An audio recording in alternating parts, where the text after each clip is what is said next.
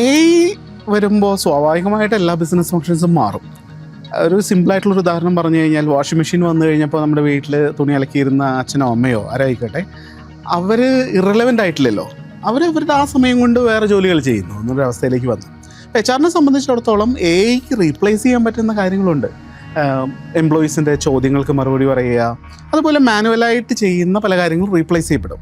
പക്ഷേ ഒരു മനുഷ്യനെ ചെയ്യാൻ പറ്റുന്ന വേറെ പല കാര്യങ്ങളുണ്ട്. ഇമോഷൻസിനെ ബേസ് ചെയ്തിട്ടുള്ള, എമ്പതിയെ ബേസ് ചെയ്തിട്ടുള്ള, ബിസിനസ് കണക്റ്റിനെ ബേസ് ചെയ്തിട്ടുള്ള അത്തരം ഒത്തിരി കാര്യങ്ങൾ മെഷീനിന് റീപ്ലേസ് ചെയ്യാൻ പറ്റാത്ത കാര്യങ്ങളുണ്ട്.